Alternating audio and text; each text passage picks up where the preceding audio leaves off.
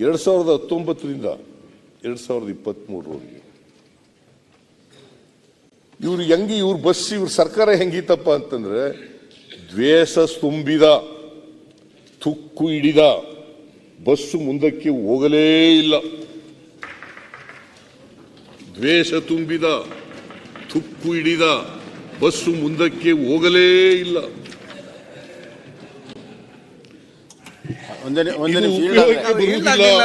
Bus ಮುಂದಕ್ಕೆ ಹೋದರೆ ಕೇವಲ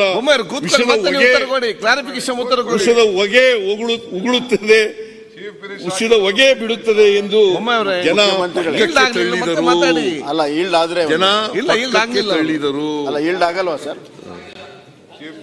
ಏನ್ ಚೀಫ್ ಮಿನಿಸ್ಟರ್ ನೀವು ಕೂತ್ಕೊಳ್ಳಿ ಬಸ್ ಅಲ್ಲ ಮಧ್ಯ ಎದ್ದಿತ್ಗಳು ಮಧ್ಯ ನಾ ಎದ್ದಿಲ್ಲ. ಈಗ ನೋಡಿ ಎದ್ದಿದ್ದೀರಿ ಅಲ್ಲ, ಈಗ ನಿಮ್ ಪರ್ಮಿಷನ್ ಕೇಳ್ತಾ ಇದ್ದೇನೆ. ಯಾರು ಪರ್ಮಿಷನ್ ಕೊಟ್ಟಿದಾರ ಇವರು?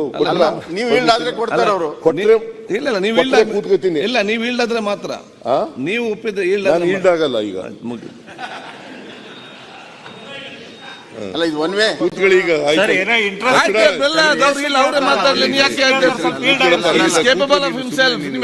ಅಲ್ಲಲ್ಲ, ಒಂದ್ ನಿಮಿಷ. ಇದು ಪಾರ್ಲಿಮೆಂಟರಿ ಒಳಗೆ ಈ ಕಡೆ ಆ ಕಡೆ ಇದ್ರೆ ಇದಿರ್ತದೆ. ಒನ್ ವೇ ಟ್ರಾಫಿಕ್ ಮಾಡಕ್ ಹೊರಟಿದ್ರಿ ನೀವು. ತುಂಬಾ ಸಲ ಆಯ್ತಲ್ಲ ಆ ಕಡೆ ಕಡೆ ಕೊಟ್ಟಿದ್ರಿ. ಇದೆ ಆಡಳಿತನೂ ಒನ್ ವೇ ಟ್ರಾಫಿಕ್ ಇದೆ, ಇಲ್ಲಿನೂ ಡಿಬೇಟ್ ಒನ್ ವೇ. ಅವ್ರು ಹೇಳ್ತಾರ್ರಿ, ಅವರು ಬಸ್ಸು ಗಾಳಿ ಇಲ್ಲದೆ ಕೆಟ್ಟು ನಿಂತಿರೋ ಬಸ್ನ ತರ ಇದೆ ಸರ್ಕಾರ ಅಂತಂದು. ನಾನೇನು ಹೇಳಿದೆ, ನಿಮ್ಮ ಬಸ್ ಇತ್ತಲ್ಲ ಸರ್ಕಾರ, ನಿಮ್ಮ ಬಸ್ಸು ಅದು ವಿಷನೇ ತುಂಬ್ಕೊಂಡು ತುಕ್ಕು ಹಿಡಿದ್ಬಿಟ್ಟು ನಿಂತೋಗ್ಬಿಟ್ಟಿತ್ತು. ಯಾಕಂತಂದ್ರೆ ಓಡಿದ್ರೆ ವಿಷದ ಗಾಳಿ ಬೀಸ್ಬಿಡ್ತದೆ ಅಂತೇಳಿ ಅದು ಹೋಗ್ಲಿಲ್ಲ. ಜನ ನಿಮ್ಮನ್ನ ಪಕ್ಕಕ್ಕೆ ತಳ್ಳಿಬಿಟ್ರು. ನೀವು ರೈತರ ಸಂಕಷ್ಟಕ್ಕೆ ಸ್ಪಂದನೆ ಮಾಡಿಲ್ಲ ಅಂದ್ರೆ ನಿಮ್ ಸರ್ಕಾರ ನಿಂತೋಗಿದೆ ಅಂತಾನೆ ಆಯ್ತು. ಅಶೋಕ, ಬರ ಪರಿಹಾರ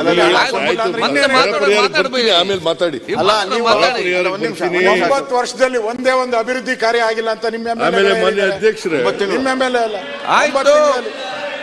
ಗುಲ್ಬರ್ಗ MLA ಅವರೇ ಹೇಳಿದ್ದಾರೆ. ಪ್ರತಿಪಕ್ಷ ನಾಯಕರ ಉತ್ತರ ಆಗಲಿ. 40% ದುಡ್ಡು ಅಂತೀರಾ ಅಂತ ಹೇಳಿದ್ದಾರೆ. ಅದಕ್ಕೆ ಮುಖ್ಯಮಂತ್ರಿಗಳು ಹೇಳಿದ್ರು 153 ನಮ್ಮ ಮ್ಯಾನಿಫೆಸ್ಟೋದ ಈಡೇರಿಸಿದ್ವಿ ಅಂತ.